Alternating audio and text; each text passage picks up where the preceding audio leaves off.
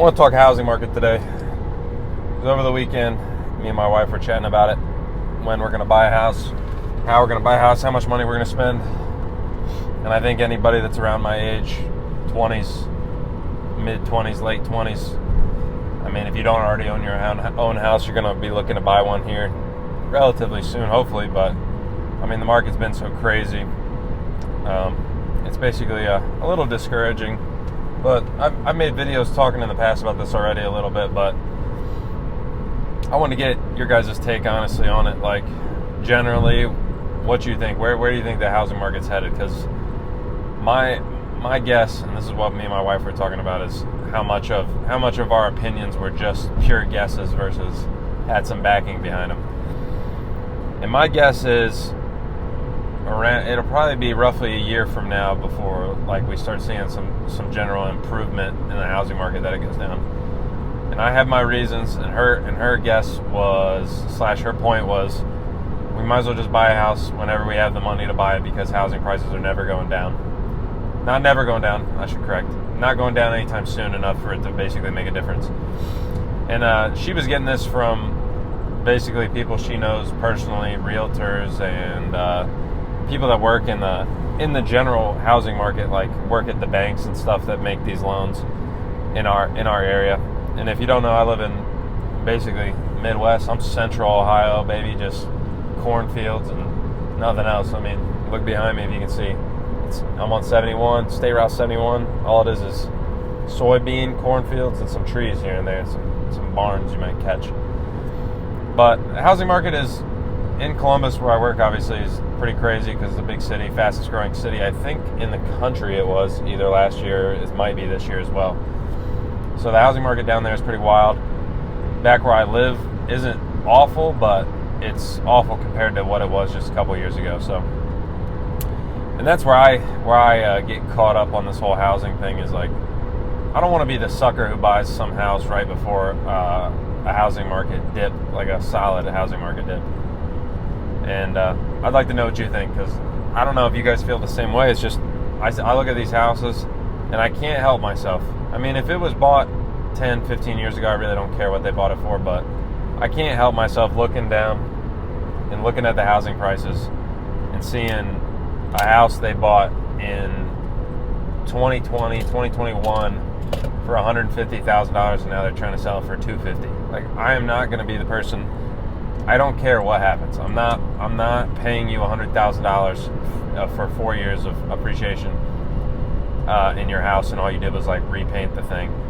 Like, it's totally different, obviously, if you redid it, but it seems like so many of these houses are just flips, and they've had them for a couple years, and now they're like, oh, look how much money we can get out of our house, and they're trying to sell it and trade up to a bigger house or whatever. But the market around me is tight just because there's not that much supply. There's just really not that many people selling their homes. So the prices they're staying high. And like I said, I mean, I think they're going to stay high for a little bit. They're on their way down, as far as I understand right now, a little bit.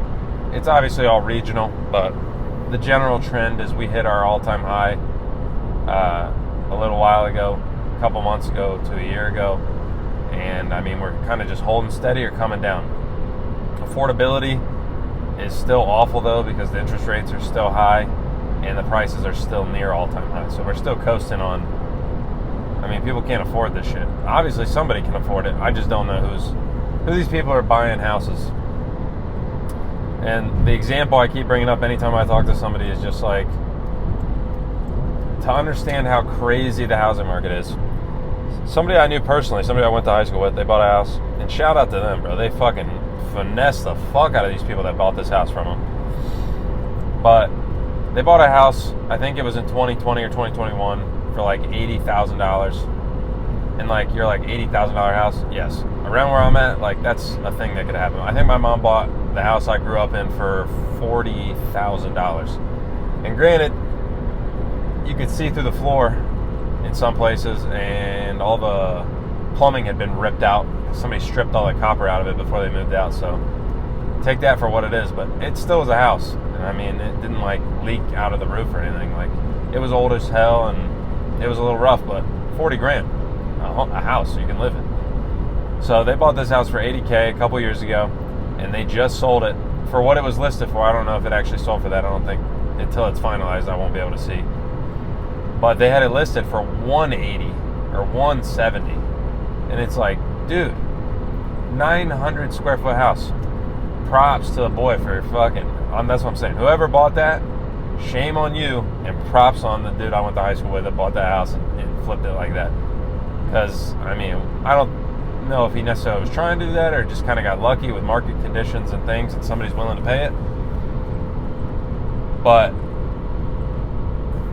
to whoever bought that house, you're a fucking moron. You're a moron. 900 square feet, bro. My apartment is bigger than that. And they bought that thing for 180 grand. And that's not going to be me. I don't care if it went from 100 to 250 or 250 to 350. I mean, there's people just basically, like I said, repainting, changing a little things out, like upgrade a couple nice, easy things to do, and then they're trying to flip these homes for 50, 60, 70, 80, $100,000 increase in their price from what they bought it for only a couple years ago. And it's just not going to be me who pays for it. And it'll be tough, honestly, trying to maybe talk my wife. Like I mentioned it before, but we're having our first kid here in a little while, and we got a 2-bedroom apartment. So in my mind, there's plenty of space. I mean, it's more space than what I grew up with when I was younger. And I mean, the apartment I live in is nicer than any apartment I had in college, and it's nicer than the house I grew up in. So I'm coasting. I'm pretty content with the way things are right now.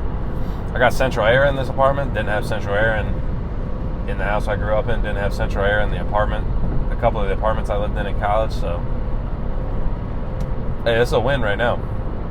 Baby's got her own room. Got a living room, kitchen, bathroom, laundry room, 2 bedrooms. That's plenty of room for me. So we'll see. And the thing is, and where I want to take this video is just like, how much money are you willing to spend on a house? For me, I mean, me and my wife, I think as a household make pretty good money. I just don't want to pay that much for a living situation, and especially when we're on the edge of needing it. Definitely, like, we don't have that much storage space like anybody else. We have a ton of shit, so it's like we have some of it at our dad's or in a garage somewhere, like just packed up. But our rent is $500 a month, and I know my situation is a little weird because, like I said, where I live, everything's cheaper than like in a city. So if you live in a city, you rent $1,200, $1,300, at least $700-800 a month minimum. If for a shitty apartment, I feel like, even a city like Columbus. So my rent's a little weird, but that makes me want to not leave even more. I mean, $500 a month, you ain't gonna ever beat that. With utilities and everything, we're sub $800 for like living, like costs out of pocket for living expenses for our house apartment. And I mean, even if we buy like the bare minimum house around where I'm at, it's gonna be probably $250,000, and then our house payment's like what, $1,700-1,700 a month after PMI and insurance and things like that. Got to figure all that out, but I mean, roughly somewhere above $1,500, I think, solidly. I feel pretty comfortable saying that. And it's like right now, me and my wife take home after taxes, take home pay is like a month is probably $6,500, something around there. $6,500 a month over the year if you average it out after taxes. And right now we're like living off half our money. Like we basically live off one check each and save the other. So we're saving like roughly 50% of our income, and that's with putting $1,000 on student loans. And I'm pretty proud of that, but I mean, I feel pretty good to be able to be like, oh, half my money just goes into an account right now, 5% interest, 5% interest. And it's like, I mean, I got to save money for the house that we're going to buy eventually anyway. But in my mind, I'm like, I so do not want to rush. Like I said, I do not want to be the guy that just paid double what the person bought their house for 4 years ago. Not only do I not want to be, I refuse to do it. I don't know how you guys feel. I got some friends. Shout out to the dogs. They're building a house together, and it'll be a little expensive, but they plan on staying there. Like that's going to be their home forever. It's near their family, where they want to be in the town we grew up and stuff. And it's like, I mean, it sounds great. I'd love to do that. It's awesome. Proud of them, killing it. But I'm not in the spot where I'd be able to build a house right now. Eventually I'd like to, but the first house I move into will be just like a temporary situation. Long term, I'd like to probably buy it, live there a couple years, leave, and rent it out and stuff like that. I got a game plan, but I don't want to be put in some kind of situation where I go from saving half of my income to basically being maxed out. And it's not going to take much, because yeah, we save 50% right now, but baby's on the way. That's a cool $800 a month for childcare. So now we're down to basically $2,200 saved, and then add a $1,500 house payment. Hey, there went all your savings, baby. You're down to like $700, sub $1,000, from saving half to saving not even 20%. So, I mean, it's a big thing, and I guess I did the math wrong a little bit. I'd have to switch the rent out. It'd be another $1,000 a month. So you're a little over it. You're still saving a little bit, but I mean, you're cutting it in half at a minimum, I would say.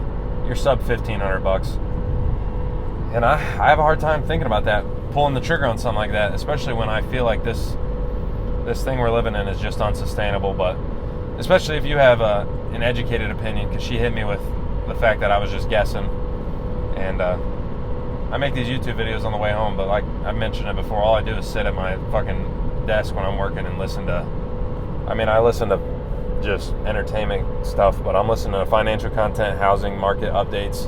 I'm paying attention to the Fed, paying attention to the rates, what's the plan, where's it going, stock market stuff. And to me, I think the simplest way to describe it is, how can it stay at an all-time high as far as unaffordability and just keep going up? There will be a breaking point, and I've said it before in other videos, but nobody knows when it's going to happen. Like I said, that's my best guess, maybe a year. I really think the election is going to be that'll be the turning point. We'll see what happens after that.